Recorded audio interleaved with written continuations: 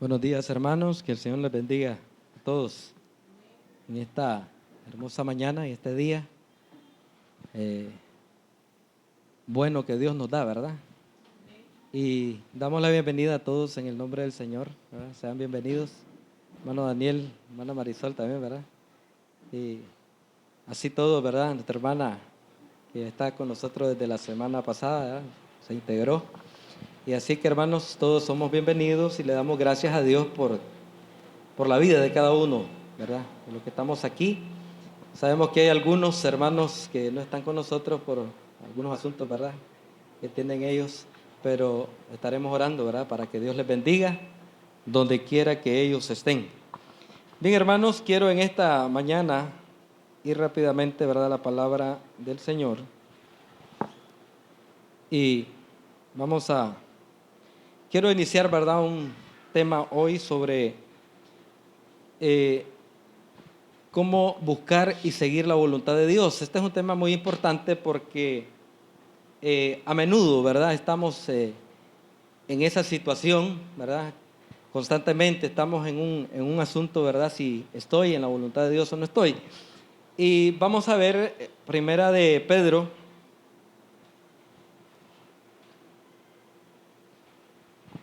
más bien segunda de Pedro, ¿verdad?, capítulo 3, versículo 8 y 9.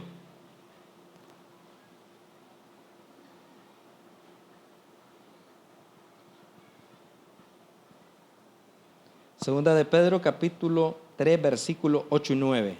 Ahí lo vamos a leer, ¿verdad? Ahí lo tienen. Dice la palabra del Señor así. Mas, versículo 8, ¿verdad? Mas, oh amados, no ignoréis esto, que para con el Señor un día es como 1000 años y 1000 años como un día.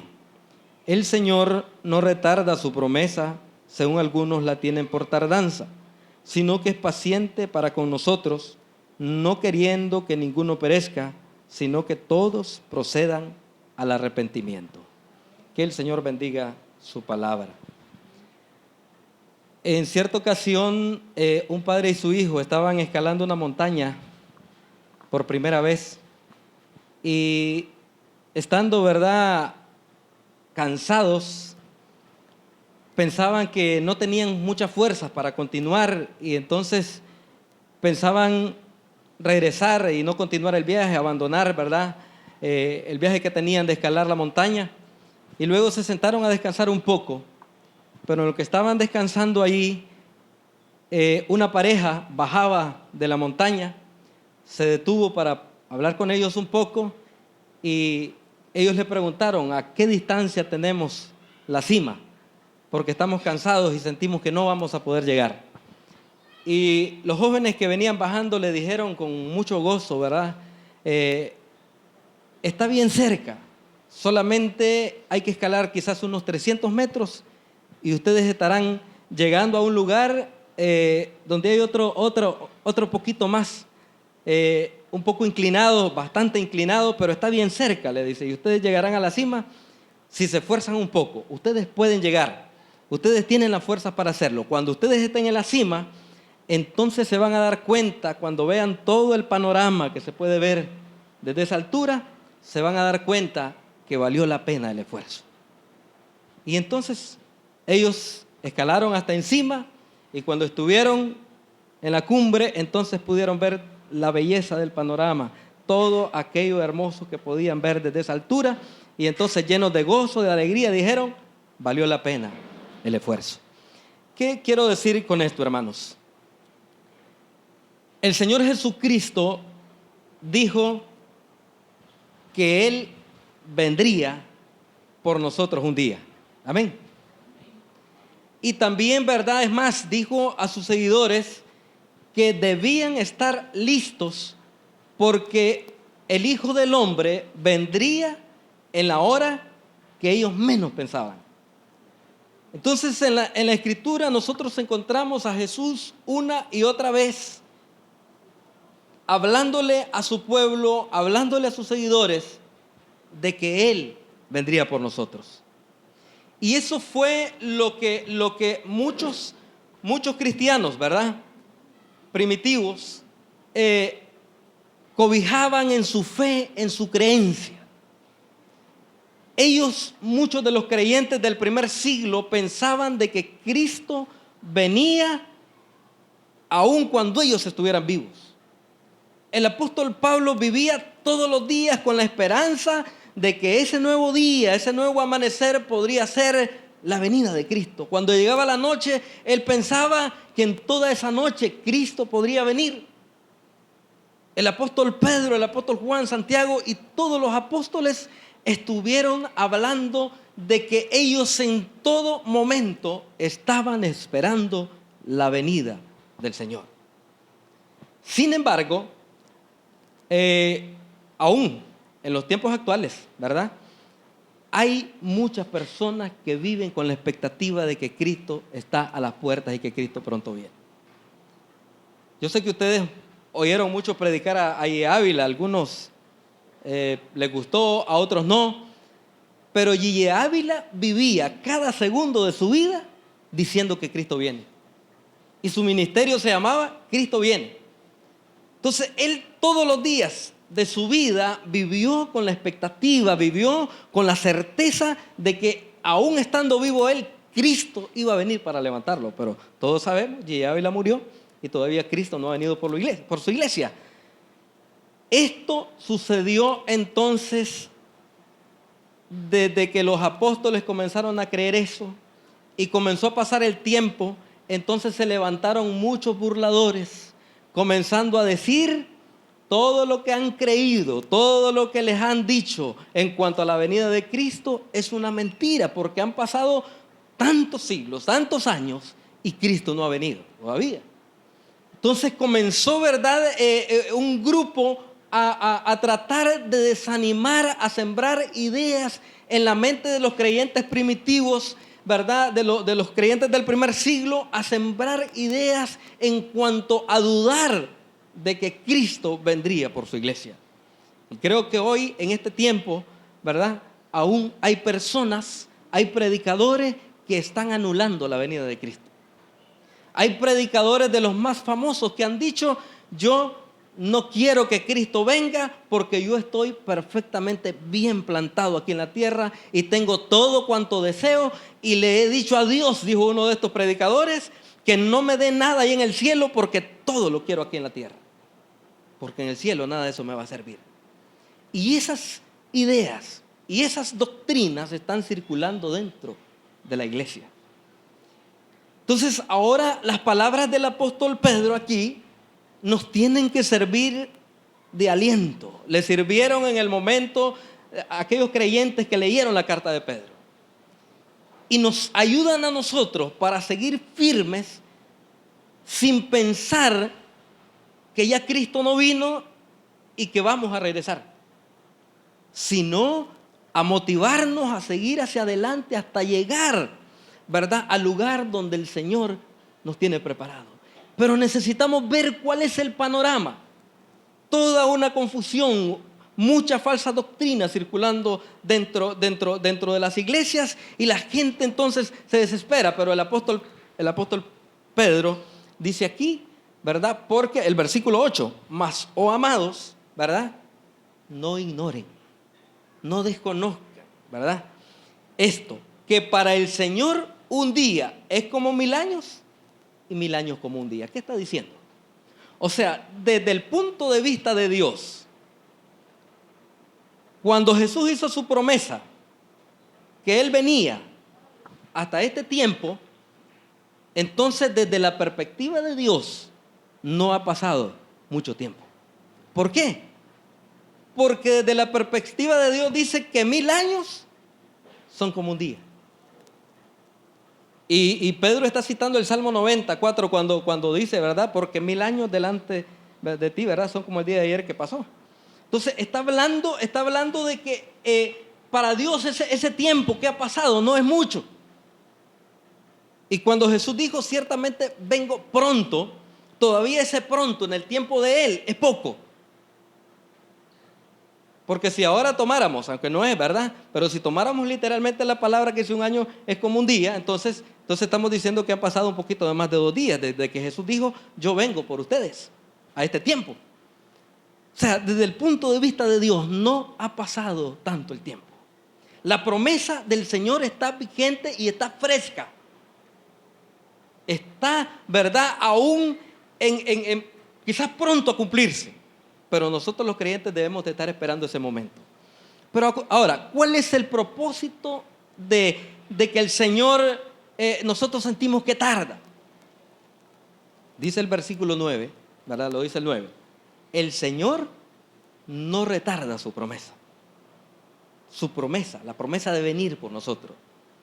Él no ha retardado su promesa, dice el 9. Como algunos están enseñando, como algunos dicen, ya eso no se cumplió, ya esa profecía ya está cancelada, no era la correcta, ¿verdad? Entonces no se cumplió, como algunos la tienen por tardanza, sino que su propósito, sino que su plan, su voluntad es, ¿cuál? Que todos se arrepientan, ¿verdad? Que todos procedan al arrepentimiento. Versículo 9, lo leemos completo. Dice, el Señor no retarda su promesa, según algunos la tienen por tardanza, sino que es paciente para con, ¿quiénes? Para con nosotros, está hablando para con nosotros los creyentes. Paciente para con nosotros. A veces nosotros aplicamos este pasaje bíblico, ¿verdad?, cuando vamos a evangelizar, y entonces se lo damos a uno que estamos evangelizando y le decimos, el Señor no retarda su promesa, sino que es paciente para con ustedes, pero no dice para ustedes. Dice para nosotros. El apóstol está escribiendo a la iglesia, está escribiendo a los creyentes. Es paciente para con nosotros. ¿Por qué? Porque no quiere que ninguno perezca, sino que todos procedan al arrepentimiento. Cuando habla de perecer, está hablando, ¿verdad?, de la separación eterna de Dios. Y cuando habla de arrepentimiento, ¿verdad?, no está hablando de sentir un dolor porque me sorprendieron haciendo algo malo, sino está hablando. El arrepentimiento significa la actitud de un cambio de mente y de corazón. Está hablando de un cambio, de practicar lo bueno en vez de lo malo, de apartarnos, ¿verdad?, de las cosas vanas y vivir las cosas que tienen vida y que agradan a Dios. Entonces, ¿cuál es la voluntad de Dios? Quizás no es que todo el mundo va a ser salvo, ¿verdad?, al final de todo, pero su plan es que todas las personas, ¿verdad?, vengan y procedan al arrepentimiento. Pero ¿cómo lo van a hacer las personas? Entonces somos nosotros los que estamos aquí ahora. Mientras nosotros estamos en esta tierra, esperando la venida de Cristo, con los ojos y el corazón puesto en la promesa del Señor, mientras tanto esperamos nuestra redención, nosotros, la iglesia, debemos ocuparnos de ir y llevarles el mensaje de transformación. Yo no sé si ustedes recuerdan el domingo que mirábamos nosotros. El arma fuerte en la guerra espiritual que tenemos los creyentes es la proclamación del evangelio. Si la iglesia no está proclamando el evangelio, no está a la ofensiva llevando el mensaje para liberar a los que están cautivos por el reino de Satanás, entonces la iglesia está simplemente defendiéndose para sobrevivir, pero no está atacando al enemigo. Y no se ataca, ¿verdad?, con prácticas y cosas. Se ataca cuando proclamamos el evangelio. Y aquí dice el Señor que Él es paciente para con nosotros. O sea, quiere que cada uno de nosotros seamos parte de el trabajo de la proclamación del evangelio. Hay un pasaje más. Primero, la voluntad de Dios es que todos sean salvos. Y en esa voluntad de Dios estamos involucrados cada uno de los que hemos recibido a Cristo. Así que no podemos seguir pensando, ¿estoy en la voluntad de Dios o no estoy? ¿Sabe? Los únicos que no están en la voluntad de Dios son los que no han recibido a Cristo como su Señor y su Salvador. Pero los que hemos recibido a Cristo sí estamos en la voluntad de Dios. Y la voluntad de Dios se refleja en las Escrituras con cosas, ¿verdad?, prohibiciones, pero también con cosas positivas que nosotros hacemos como cristianos. Entonces, el plan, el propósito de Dios en su voluntad es que la gente sea salva, pero a través del mensaje que nosotros vamos a proclamar. Vamos a ir a 1 Tesalonicenses, capítulo 4.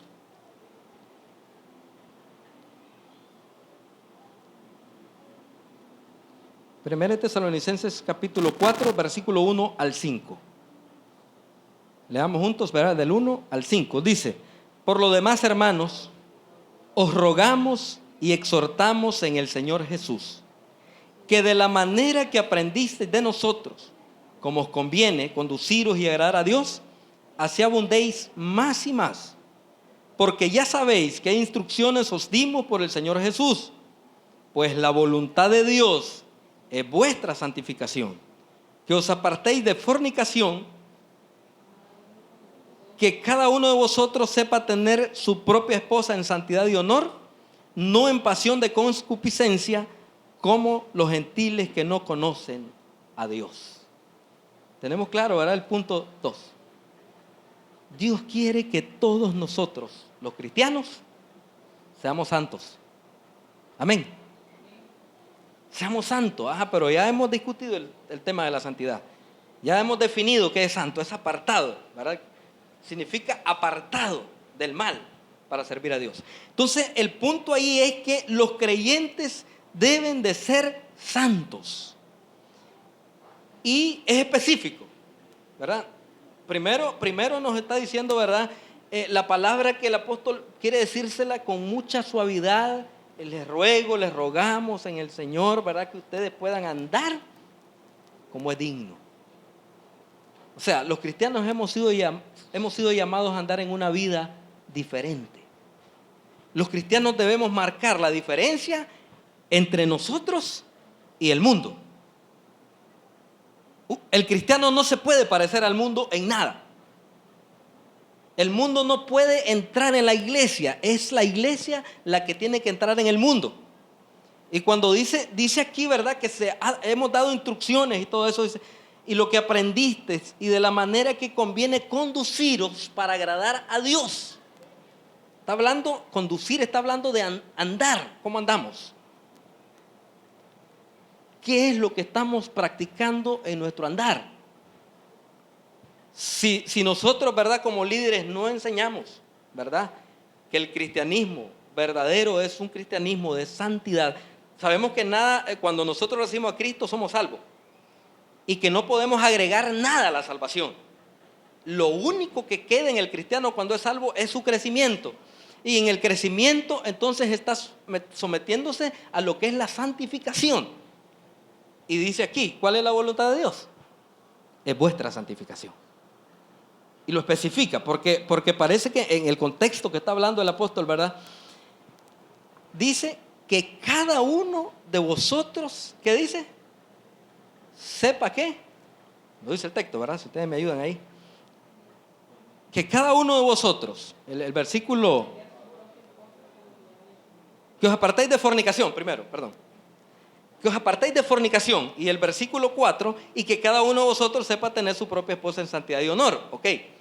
Que os apartéis de fornicación. O sea, estamos hablando que necesitamos ir en la santidad, en la santificación, vivir en santidad. ¿Qué cosa es apartarse de fornicación? Fornicación significa inmoralidad. Todo tipo de pecados sexuales o pecados que sean inmorales. Eso es fornicación, inmoralidad. Es más, pues que no solamente, ¿verdad? El aspecto de relaciones sexuales fuera del control, ¿verdad?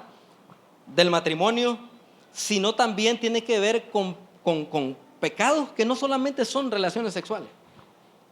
Por ejemplo, una persona que le gusta la pornografía, eso es fornicación. La pornografía es fornicación. Y la pornografía es un arma que el diablo está usando en este tiempo, fuertemente contra la iglesia. Eso le quita la santificación al creyente. O sea, no avanza, no puede avanzar, porque si está entretenido en eso, está en fornicación. Por eso Jesús dijo, ¿verdad? En un momento, antes decía la ley, ¿verdad? Cualquiera, ¿verdad? Que se acuesta con una mujer comete adulterio. Pero ¿qué dijo Jesús? Pero yo os digo ahora, cualquiera que mira a una mujer para codiciarla, ya adulteró con ella, sin necesidad de ir al hecho, ¿verdad? O sea, con solo el pensamiento, como dicen los muchachos allá afuera, ¿verdad? Con solo ver a una persona y escanearla, dicen los muchachos afuera, ¿verdad? Entonces, ya ese es un adulterio. Esa es inmoralidad, esa es fornicación. Y es lo que está diciendo el apóstol aquí, ¿verdad? Que os apartéis de fornicación. Y luego, claro, va al punto, ¿verdad? Que cada uno sepa tener a su esposa en santidad y honor. Y esto es para los dos, ¿verdad? También las mujeres que tengan a su esposo en santidad y honor, ¿verdad? Como conviene, como lo dice la Escritura. Entonces, en ese tiempo, ¿qué valor se le daba al matrimonio? En el contexto en que el apóstol está hablando. Mire, por cualquier cosa se divorciaban, ¿sí o no? Una cosita ya cuando la miraba que tal vez no se había peinado, entonces decía, no, ya no la quiero, me divorcio. Cualquier cosa es cualquier cosa. No le daban valor al matrimonio como lo sagrado, lo divino que es. Es sagrado el matrimonio. Es una institución divina. Y nosotros debemos de respetarla. Pero en el contexto de Pablo, que había muchos que cualquier cosa se... Y las relaciones, ¿verdad?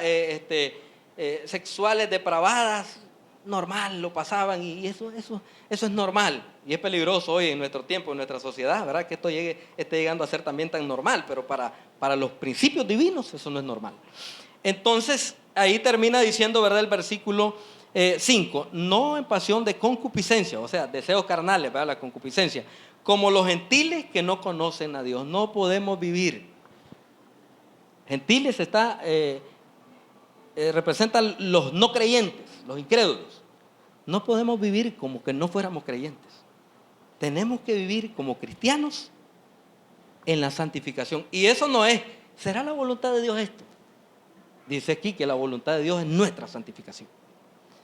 Quiero terminar con el último punto que vamos a leer ahí mismo, el capítulo 5, versículo 15 de 1 Tesalonicenses, 5:15. Quiero terminar con este último punto. Dios desea que todos los cristianos, ¿verdad?, busquemos el bien. Dice el versículo 15, mirad que ninguno pague a otro mal por mal. Antes seguid siempre lo bueno, unos para con otros y para con todos.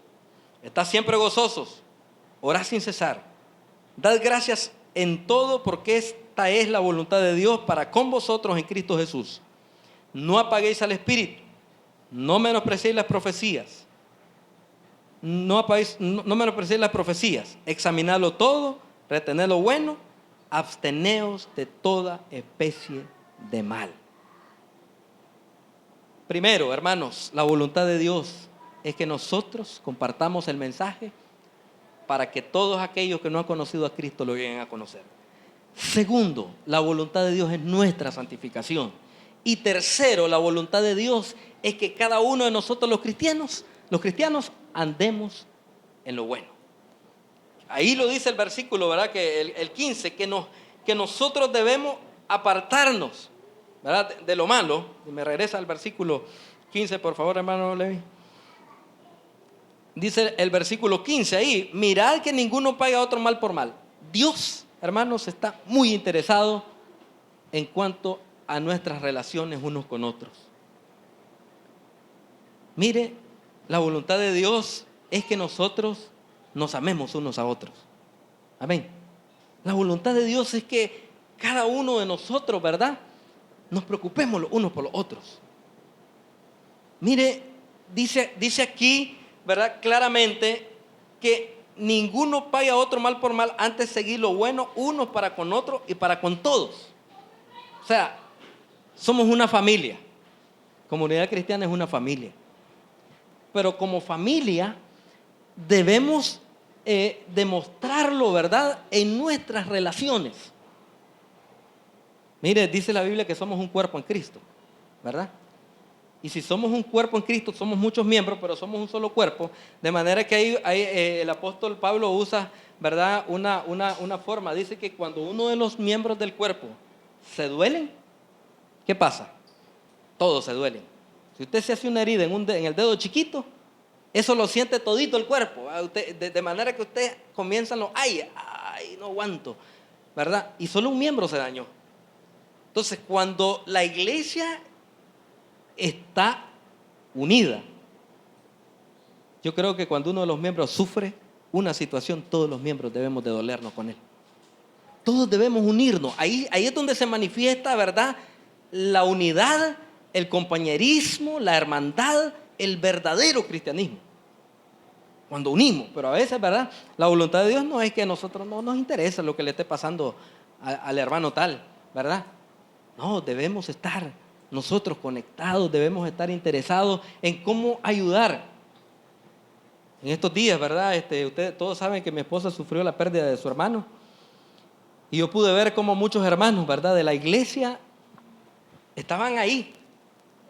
Y tal vez no fueron, ¿verdad?, ya a Navarote por sus situaciones de trabajo y todo, de compromiso y todo eso, pero ahí estaban diciéndonos, ¿verdad? Mire, hermano, estuvimos orando, el Julano, me llamó alguien de aquí del instituto, aquí estamos un grupo reunido orando por ustedes para que Dios les dé fortaleza. Otros hermanos llegaron hasta allá, ¿verdad?, a acompañarnos y otros mandaban unos mensajes, me mandaron un mensaje que no supe ni quién era porque no tenía registrado su número, pero estaban solidarizándose, ¿verdad? Otro hermano, mire, hermano, no podemos estar, pero nosotros estamos aquí para ayudar lo que usted necesite, aquí estamos, solo, ¿verdad? O sea, uno puede ver cómo la iglesia de Jesucristo es una familia. Entonces, la voluntad de Dios es que nosotros comencemos a unirnos. Comencemos, dice aquí, a no pagar mal por mal. Ah, mi hermana Marisol me la va a pagar. No es eso, sino que estemos haciéndonos bien los unos a los otros. ¿Y cuál sería una forma? Una de las mejores maneras de hacernos bien es orando uno por otro. ¿Qué dice ahí? Orar sin cesar. Mire, cuando vemos a un hermano un poco indiferente con nosotros, en vez de criticarlo, ¿qué es lo que vamos a hacer? Orar por él. Señor, yo te pido que el hermano tal, ¿verdad? Él, ¿verdad?, pueda conocer en realidad que necesita estar más unido. Pero lo normal que nosotros hacemos es que comenzamos a hacer grupos en la iglesia, comenzamos a hacer círculos. Esa no es la voluntad de Dios. La voluntad de Dios es que estemos unidos, orando.